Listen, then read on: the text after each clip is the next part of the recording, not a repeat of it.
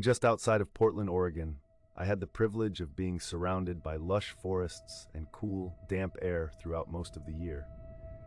Our home bordered a vast stretch of state-owned forest land, the kind of sprawling timber that seemed unending. Our house had been in my family for generations, a modest two-story structure with an old stone chimney and wide windows overlooking the endless green. My grandfather built it with his own two hands. Each stone, each beam had its own history. But beyond nostalgia, there was something inherently comforting about the place, even if it was a little isolated from the closest neighbors miles down the road. It started subtly, about a week after I moved back in to help care for my ailing father. Living here again brought forth a surge of memories. Waking at dawn to catch a glimpse of deer grazing in the backyard, endless autumns spent raking leaves, the cozy winter evenings by the fireplace. Yet, among these cherished recollections, I was aware that the house had its silent conversations. The way a window might shiver in an unfelt breeze, or the peculiar sensation of being watched when alone in the woodshed. It felt like living with an old, endearing pet, albeit one capable of unexpected, inexplicable moods. One late afternoon, as fog began to crawl through the towering pines, I decided to venture on a hike through the familiar trails, hoping to clear my mind. The path was already woven into my muscle memory, a slight incline just beyond our property, winding into a dense thicket, and then a fork that led either towards the creek or up towards Blueberry Hill. Reaching the fork, I noticed something odd. A new path appeared, narrow and half hidden by saplings. The earth had been disturbed recently, perhaps a shortcut worn over by animals. The desire to explore was overwhelming, almost as if the forest itself beckoned me forward. Suppressing an instinctual apprehension, I succumbed to curiosity and veered onto the path. The forest grew darker and denser as I proceeded. The eerie silence was profound, swallowing any sound of my footsteps. The trees seemed to lean in closer, branches intertwining above like skeletal hands whispering secrets. In the midst of this unfamiliar track, I stumbled into a clearing. Perplexed, I found it pervaded by an inexplicable sense of age.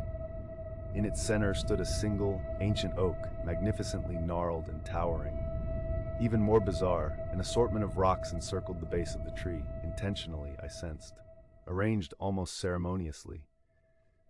I approached cautiously, goosebumps prickling my arms despite the warm evening. Examining the circle, the stones were smooth and unblemished, unnaturally so in a forest filled with jagged granite pieces. Some were carved with crude patterns that echoed something vaguely tribal, though I couldn't place their origin. Tension hung heavily, like the air just before a storm. Discomfort tingling across my skin, I backed away, almost stumbling as I retraced my way out of there. By the time I reached my familiar path and the comforting sight of our backyard, dusk had enveloped everything in a velvet blue-black. The following days, my mind drifted back to the clearing with inexplicable frequency. There wasn't much respite between worrying about my father's health and managing the household alone, but the oddness of that place needled my curiosity. I felt compelled to return, as if seeking resolution to a half-forgotten dream. When I finally gave in to the impulse, it was December. Snow hadn't yet fallen this low in the state, but the chill had settled in. Wearing a thick coat and boots that crunched on the frost-kissed earth, I followed the path to the hidden clearing once more, yet eeriness clung to the air with an unabandoned grip. This time I noticed something new, imprints half buried in fallen leaves. Deep, deliberate footsteps circling the oak, too large to be human and too defined to be animal. Curiosity morphed into a low hum of anxiety that crept through me like a shiver. I knew every inch of this forest, or at least I thought I did. These tracks were unlike anything I'd seen. Heading back, my foot dislodged something sticking out of the earth. A glint of metal caught my eye, partially concealed by dead foliage. Kneeling, I uncovered half a dozen rusting animal traps, jaws yawning open like sinister, forgotten ghosts. They appeared unused for ages, though why anyone had placed them there, just beyond the clearing, was an unsettling question that niggled at my mind. Snow eventually came, blanketing the world in a hushed stillness that deepened the house's embrace. Winter nights stretched impossibly long, with only the occasional fire reflecting soft, warm hues against frosty windows. As I sat with my father by the fire, his condition growing ever more frail. The solitude felt vast and insurmountable. Somewhere in the early hours one bitter night, a sound jolted me awake. A low, rhythmic thud, thud, thud, echoing from the direction of the forest. It was too distinct and paced to be the wind or any known forest creature. My pulse quickened, stirring under the weight of uncertainty. Against better judgment, I found myself drawn to the window, cautiously peeking through frozen glass. Only a vast expanse of darkness welcomed my gaze under minimal moonlight, yet the noise persisted, steady as a heartbeat. Sleep did not come easily that night, nor for many nights afterward. The phantom thudding continued, breaking the otherwise silent nights, enforcing its presence like the tick of some ancient clock. During daylight, the serenity of our surroundings appeared normal, though I couldn't shake the growing tension in my chest. One morning, fed up with the mysterious disruptions, I ventured into town, aiming to find anyone who might share a clue or explanation. At the local coffee shop, I overheard fragments of a conversation between two elderly men. They spoke of strange occurrences in the woods, disappearances of animals, old stories from way back, inevitable overlays of local folklore, blending tales of fortune hunters and loggers lost to the trees. Approaching them, they offered little consolation. It's always gotten a bit weird around those parts. Best to leave some things be, one mumbled cryptically, sipping his coffee. I returned home with no answers, only more questions. That night, as the bitterness of the cold cut through the house, I felt myself lulled into a fitful sleep, only to awaken strangely paralyzed. I lay conscious, aware but unable to move, as the occasional creak of the floorboards alerted me to unseen forces seemingly exploring the corners of the home. The thudding returned, louder and more intrigued, resonating through the marrow of the night. This time, there was a rhythm to it, an almost calling pattern imbued with an urgency I couldn't ignore. Finally, after what felt like an eternity, I managed to pry myself awake, scrambling to the window once more.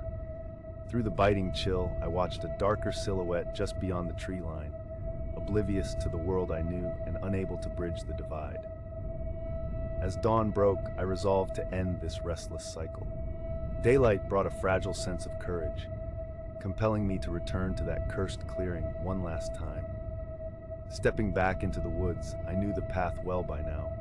Strangely, it felt more familiar than the roads I'd traveled all my life. Reaching the clearing, I immediately noted the missing semblance of ritual. The stones were disturbed, scattered. The ancient oak was silent, neither watchful nor alarming. The enigmatic rhythm that had plagued me succumbed to a pervasive silence that suggested finality. I could only stand there, a stranger in sight of something I couldn't begin to understand. There was no epiphany nor revelation, only the acceptance of an enduring enigma layered within the fabric of the natural world. It was then that I heard footsteps, soft and deliberate, unmistakably human. Turning with a start, my gaze caught a figure retreating swiftly through the pre-dawn mist, a shadow absorbed by shadows. Whoever or whatever it was left no trace, just the daunting tempo of my own breathing for company. Returning home, a weight settled upon my shoulders, too tangible to dismiss as mere imagination. The clearing's mystery remained unsolved, yet the unsettling energies vanished as abruptly as they'd arrived. Still, I wondered about that figure, and whether some secrets are kept not by those who guard them, but by their unwillingness to let us go quietly into an unknowing night. Time no longer held the horrors of sleeplessness, leaving only the whisper of leaves and memories lingering in a house that seemed a little less empty. My father never questioned my excursions, perhaps wisely knowing some answers were best left unspoken. As for me, I retreated from curiosity, settling into a simpler pace. Yet part of me remains vigilant, forever wary of the silent language hidden in the woods and the mysteries the earth occasionally breathes from beneath its shadowy veil.